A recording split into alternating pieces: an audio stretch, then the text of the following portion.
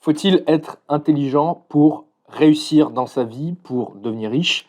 Est-ce que le QI mesure bien l'intelligence? C'est des questions auxquelles on va répondre aujourd'hui dans cette vidéo. On va réagir à une discussion entre Oussama Ammar et Yomi Denzel qui discutent du QI et de son rôle dans la richesse. C'est une vidéo qui est assez technique, donc accrochez-vous bien, il va falloir rester concentré. Voilà, on est parti. D'ailleurs, en parlant de ça, là, il y a un short qui a été posté, mais il y a des sujets comme ça qui triggerent les gens. Le QI. Ouais. Oh, j'ai bien envie d'en parler. Mais toi, t'as un avis différent par rapport à ça, je crois. Non, mais moi, j'ai lu un article de Nassim Taleb que j'adore. Et dedans, il explique, grosso modo, qu'il a fait un truc tout con. Il a pris tous les résultats des tests de QI, il a fait une régression linéaire et il voit qu'en fait, ça tend vers 1. Grosso modo, il explique, après il a fait tout un article, plein de trucs, que le QI, c'est juste une mesure qui, n'est pas fiable parce qu'elle peut changer dans le temps. Donc un test que tu refais plusieurs fois, s'il monte, est-ce que c'est un vrai test? Et deux, que toutes les études qui ont été faites en mode les gens qui ont plus de QI gagnent plus d'argent, ont une meilleure vie, machin, quand tu regardes les stats et la microéconomie des trucs, il y a souvent des erreurs de méthodologie.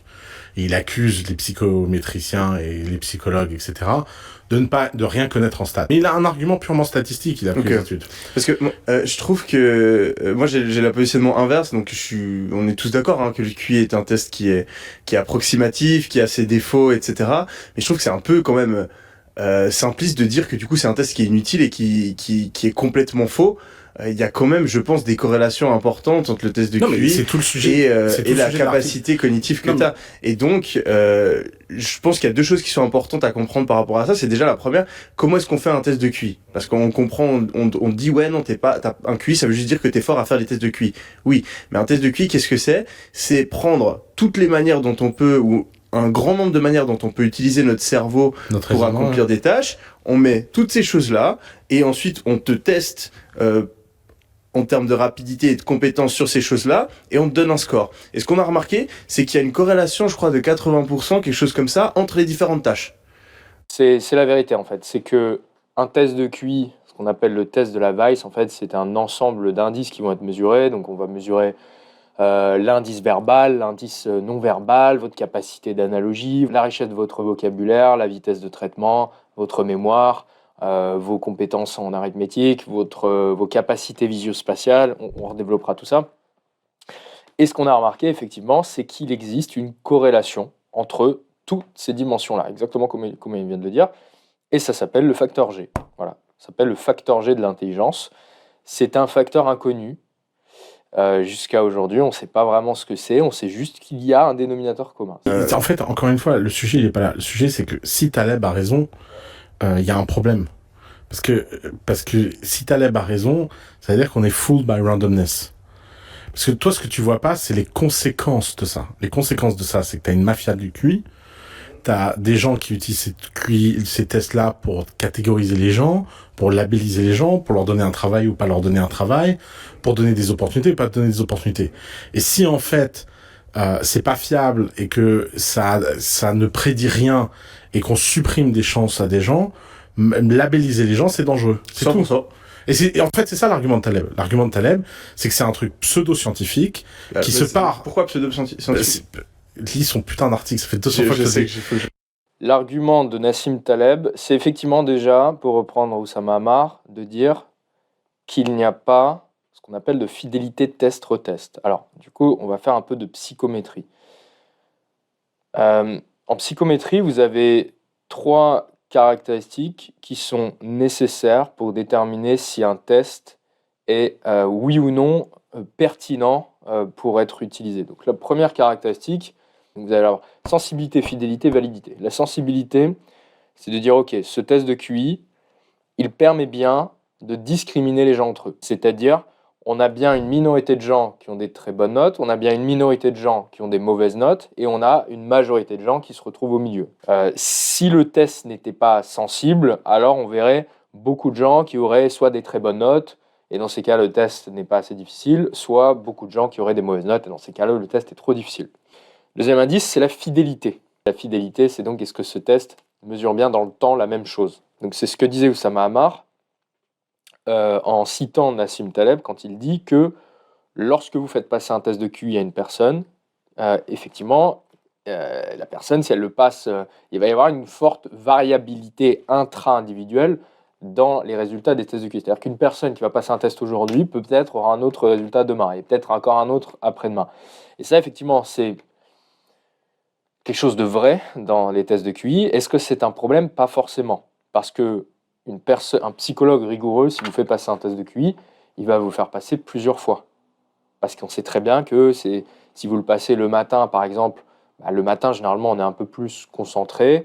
On a souvent de meilleures performances que le soir, après avoir eu une longue journée à prendre des décisions, à réfléchir, etc. On a moins d'énergie cognitive, donc c'est normal qu'on ait de meilleurs tests de QI le matin que le soir. Et d'ailleurs, c'est pour ça, je pense que le bac, les épreuves mathématiques sont le matin, parce que c'est les épreuves les plus difficiles, c'est les épreuves qui requièrent le plus de concentration, donc on les fout généralement le matin dès la première heure. Mais après, il y a plein d'autres paramètres qui peuvent venir biaiser vos résultats et tests de QI. Vous pouvez être plus ou moins intelligent selon, comme je vous dis, au cours de la journée, mais aussi selon les périodes de votre vie. Peut-être qu'il y a des périodes où vous allez être un petit peu dépressif, il y a des périodes où vous allez être en bonne santé, des périodes où vous dormirez mieux, si vous avez bien dormi cette nuit, si vous avez fait du sport, si vous avez mangé correctement, si vous n'avez pas mangé un énorme plat avec du sucre. Bref, il y a tellement de paramètres qui peuvent rentrer en jeu pour expliquer des variations intra-individuelles en ce qui concerne les performances de QI. Donc cette critique, elle est juste.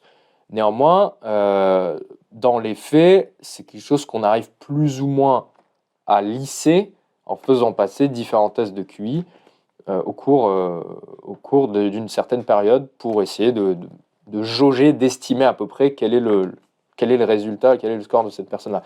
D'ailleurs, j'en profite pour préciser ici, il n'y a pas... les psychologues sont généralement très réticents à l'idée de donner un score. Généralement, ils veulent donner le bilan du test de QI avec différents scores sur différents indices, parce que c'est plus intéressant plutôt que de donner une sorte de moyenne grossière de ces différentes variables. On en reparlera plus tard. Et donc, il y a une troisième qualité psychométrique qui est évaluée dans le cadre de l'évaluation de la pertinence d'un test, que ce soit un test de personnalité ou un test de QI, c'est ce qu'on appelle la validité. La validité, c'est est-ce que ce test mesure bien ce qu'il est censé mesurer, à savoir en l'occurrence l'intelligence. Donc il y a plein de manières de vérifier ça, il y a différentes formes de validité, on ne va pas rentrer dans le détail, on va juste en citer une, qui est la validité prédictive. Donc c'est ce dont parle Nassim Taleb, la validité prédictive. Nassim Taleb, la validité prédictive, c'est en gros, on s'intéresse à l'intelligence, on va essayer de voir si votre test de QI qui est supposé mesurer l'intelligence, est-ce qu'il est corrélé, est-ce qu'il nous permet de donner des informations sur une performance dure, une performance du réel. On a d'un côté un test théorique, est-ce que ce test théorique-là, ce test papier-crayon nous donne des infos sur une performance du réel, quelque chose de tangible, de concret. Combien tu as d'argent dans ton compte bancaire, voilà. Et donc, si on arrive à établir une corrélation entre ton résultat au test de QI et ton niveau de revenu, alors effectivement, on dira que ce test de QI a une bonne validité prédictive. Il nous permet de prédire, en l'occurrence, ton niveau de revenu, ce qui est quand même un plutôt bon indicateur généralement d'intelligence. Voilà. Après, ça se débat, tout ce que vous voulez, mais, et on le débattra juste après d'ailleurs. Et donc, ce que dit Nassim Taleb, c'est que le test de QI n'a pas une bonne validité prédictive, il ne permet pas de prédire le niveau de richesse d'un individu, il ne permet pas, plus largement, de prédire le niveau de performance d'un individu au travail. Je vais rentrer un tout petit peu plus dans les détails pour nuancer la position de Nassim Taleb, pour donner plus d'informations sur sa position. Lui, ce qu'il dit, c'est que finalement, cette corrélation, elle est entre le QI et la performance au travail ou le niveau de richesse. Que vous voulez. On va prendre le niveau de richesse. Le QI et le niveau de richesse, lui, ce qu'il dit, c'est que cette performance-là, elle est pas linéaire comme ce qu'on voudrait voir. On voudrait voir une courbe qui grimpe comme ça. En fait, la corrélation, elle est linéaire au début, et puis après, elle est plus linéaire. C'est-à-dire que on peut effectivement prédire le niveau de richesse d'une personne à partir d'un bas QI, mais on a beaucoup plus de mal à mesure que le score du QI augmente. C'est-à-dire, pour être très clair, c'est ce qu'il appelle via negativa. C'est-à-dire, il dit qu'on arrive à utiliser le QI effectivement pour prédire si quelqu'un va foirer dans son niveau de richesse, dans son travail, parce qu'effectivement, s'il a un QI trop inférieur, alors effectivement, il sera trop bête pour arriver à travailler correctement, et donc là, on peut prédire le fait qu'il soit mauvais au travail. Donc, selon Nassim Taleb, le QI ne permettrait de prédire seulement que l'incompétence, et non pas la compétence, via negativa, d'accord ? Et donc, il reproche à cette corrélation qui est étudiée entre le QI et le niveau de richesse d'être non linéaire, voilà, et de s'arrêter à partir d'un certain seuil de QI, de ne plus rien prédire du tout à ce moment-là. Et alors l'argument statistique de Nassim Taleb pour dire ça, pour expliquer pourquoi est-ce que plus le QI augmente, moins il a un pouvoir prédictif pour déterminer le niveau de richesse d'une personne. En gros, l'argument, c'est de dire la chose suivante. On va essayer de l'expliquer simplement. Déjà, je vous l'explique en une phrase très simplement. La distribution des scores au test de QI dans la population générale a tendance à suivre une loi de Gauss. Il a été conçu pour cela d'ailleurs. Il suit une courbe de Gauss, comme ça, avec minorité de gens sur les extrêmes, majorité de gens au milieu. Et en ce qui concerne une performance dans le monde réel, donc on va prendre la distribution du niveau de richesse dans la population générale, alors dans ces cas-là, on n'observe pas une courbe de Gauss.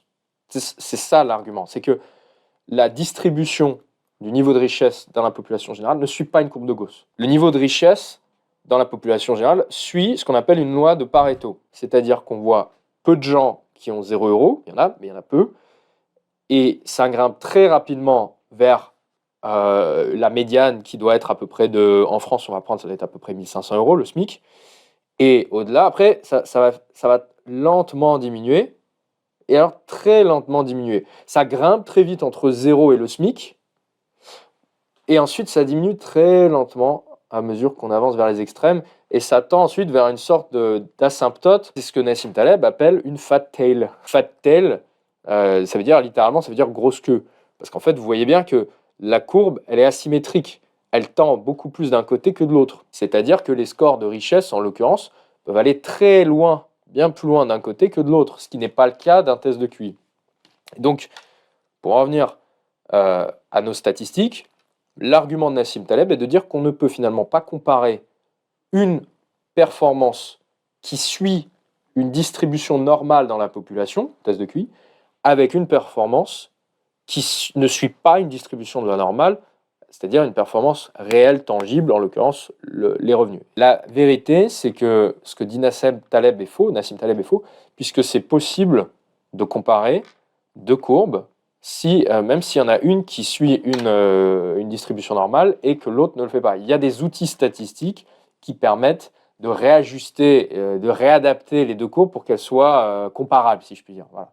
Je ne vais pas rentrer dans les détails, ça ne sert à rien, parce que déjà qu'à mon avis, là, j'ai perdu 90% de l'audience. Et parce qu'en fait, encore une fois, son argument à lui, il t'a pris je crois que dans son Mathematica, il a pris 10 000 tests de QI, etc. Et il te montre qu'il n'y a pas de corrélation entre le résultat du test et la performance des gens, et tous les gens qui sont C'est quoi la performance des gens? Parce que si tu prends le QI et la performance universitaire, il y a une corrélation qui est énorme.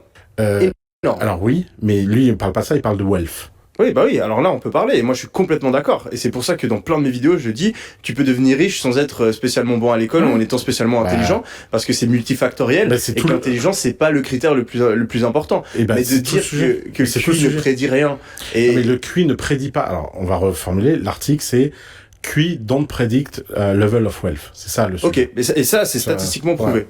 Ouais. Ça, c'est statistiquement. Et à chaque fois que je dis ça dans une vidéo. Ouais. Je crois qu'il disait que la part de variance expliquée par le QI pour déterminer la richesse, la part de variance était seulement de 13 à 50%. Mais il faut bien se rendre compte d'une chose, être capable d'expliquer 13% d'un phénomène, c'est énorme. C'est déjà énorme en fait.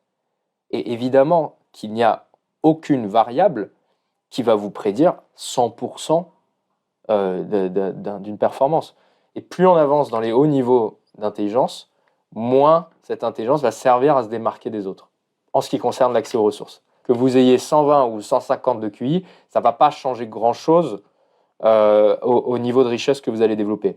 En revanche, si vous rajoutez un écart type au-dessus de la moyenne en termes de motivation, en termes de capacité de travail, en termes de leadership, alors là, effectivement, vous allez apporter une bien plus grande part de variance. Mais le fait est que la motivation, c'est probablement l'un des meilleurs critères pour prédire la performance en termes de richesse ou la performance au travail. Ce n'est pas le seul, mais c'est un excellent critère. Il y a le caractère conscience aussi, qu'on retrouve dans le Big Five, l'un des 5 traits du néo-pays, donc le fait d'être travailleur, le fait d'être discipliné, le fait d'être bosseur. Ces 2 critères-là, et d'ailleurs en psycho du travail, la première chose qu'on dit pour déterminer le niveau de performance d'un individu au travail, les 2 choses qu'il faut mesurer, les 2 choses les plus importantes, c'est effectivement le test de QI et le caractère consciencieux. Mais moi, j'ai remarqué que le QI, c'est comme tous les labels, c'est identitaire, que les gens qui ont un haut QI, ils ont besoin de dire aux autres qui ont QI. D'ailleurs, moi, ça m'a fait rire. Genre, dans les commentaires, ils sont tous, ouais, mais c'est parce que t'as eu un mauvais score au test de QI. Genre, ils sont sérieux, les gens? Mais ils se rendent compte. Il y a des gens qui attachent énormément d'importance à leur score de QI fantasmé, parce qu'il faut le reconnaître que la plupart des gens n'ont pas fait de test de QI, mais ils s'imaginent hyper doués, surdoués, hypersensibles, zèbres, HPI au potentiel, H2O, etc. Et parce qu'ils le font, et parce qu'on les flatte, et parce qu'on les prend pour des cons sur Internet en leur expliquant que parce qu'ils sont un peu sensibles, parce que ils se sentent un peu différents, alors ça signifie que c'est des surdoués, que c'est des hypersensibles, etc. Il y a une confusion énorme entre des traits de personnalité et des traits cognitifs. Conatif, cognitif n'est pas la même chose. Votre personnalité n'est en aucun cas prédictrice de vos compétences cognitives. Ça n'est pas la même chose. Être hypersensible ne signifie pas que vous êtes doué pour résoudre des problèmes mathématiques ou pour avoir une bonne capacité visuospatiale ou que vous avez plus de vocabulaire que les autres. C'est faux, c'est totalement faux. Il y a une énorme confusion qui a été faite à ce sujet-là. Tu connais Mensa, par exemple? Ouais. T'as déjà rencontré des gens qui sont membres de Mensa et ils ont pas des problèmes psychologiques très profonds? Alors Mensa, c'est un club de haut QI. C'est des gens qui, pour entrer dans le club, doivent passer un test de QI. Et vous êtes admis si vous avez un certain score, au-delà d'un certain score, je crois que c'est 125 ou 130. Vous pouvez rentrer dans ce club et puis assister à des conférences et des dîners où vous allez vous branler autour de la taille de votre... autour de votre score de QI, quoi. Voilà. Si tu labellises les gens à l'entrée et que tu dis, bah non, toi t'as pas un bon QI, t'as pas le droit à une bonne éducation, Il c'est faut fini. juste expliquer clairement qu'est-ce que c'est le test du QI, mais c'est pas personne n'explique clairement. C'est pas parce qu'on peut apprendre à quelqu'un à courir plus vite que tout le monde peut être Usain Bolt. Oui, et Usain Bolt, si tu lui apprends jamais à courir, il courira quand même plus vite que le mec qui a aucune fibre musculaire. Et ces gens-là n'ont pas besoin d'aide. Les Usain Bolt du monde, ça va, ils vont bien. Le problème, c'est encore une fois, c'est que je trouve que tu sous-estimes à quel point les labels normatifs ont des conséquences toxiques dans la société. Ok, donc il faut qu'on mente et qu'on dise que le QI... Non, mais c'est juste, il faut l'ignorer pendant très longtemps, parce que pendant des années et des années, il peut varier, il peut changer. Pour moi, Oussama, là, il confond la pertinence du test et ce qui mesure bien ce qu'il est censé mesurer et les conséquences négatives associées à ce test-là. À savoir, oui, mais il y a des gens qui vont l'utiliser pour discriminer, pour dire qu'il y en a qui sont plus cons que d'autres, c'est pas bien, c'est toxique, etc. Pour moi, c'est 2 choses différentes. C'est pour ça que je rejoins Yomi là-dessus. Les conséquences, quel est le débat en fait? Est-ce qu'on cherche à savoir si le test mesure bien l'intelligence? Est-ce que le QI mesure bien l'intelligence? Est-ce qu'il a une valeur prédictive, validité prédictive, etc. Est-ce qu'il mesure bien la même chose, etc. Et après, comment des gens utilisent le QI? Est-ce qu'ils l'utilisent à des fins malveillantes? Est-ce qu'ils l'utilisent pour faire du mal ou quoi? Ça, c'est autre chose. C'est un autre débat. Donc ça, c'est le premier point. Maintenant, la deuxième chose que je veux rappeler, c'est que à la base, le test de QI, il a une visée sociale. C'est-à-dire que le test de QI il a été inventé par Alfred Binet, c'était fin 19e. Il a été inventé pour aider à identifier les enfants qui étaient en retard à l'école, qui avaient des retards à l'école, pour pouvoir les isoler, les prendre, leur faire rattraper leur retard, les booster, si vous voulez, pour qu'ils puissent rattraper le rattraper au niveau des autres. C'est une idée de gauche, c'est une idée sociale, c'est une belle idée sociale, qui avait été d'ailleurs, je crois que ça avait été mandaté par le ministre de l'Éducation de l'époque. C'était pas quelque chose qui était utilisé pour briller individuellement et dire, regardez, je suis le meilleur, j'appartiens au club Mensa, etc.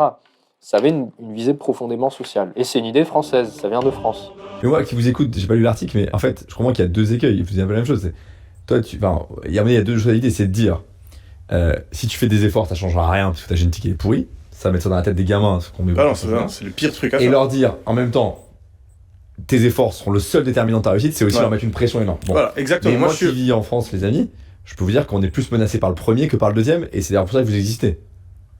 C'est parce que vous, quand même, vous dites aux gens que, avec beaucoup d'efforts, tu vas quand même pas mal augmenter tes chances, et que ça, c'est un discours qui est vrai. L'idée de dire, effectivement, et ça, je pense peut-être à des fils de sportifs qui doivent avoir ce genre de syndrome, de leur père, il est tennisman professionnel, ils leur ont mis la pression, si tu bosses, t'es bon, tu vas réussir. Le mec, il se casse la cheville. Tu vois, il y a un côté génétique qui a parlé.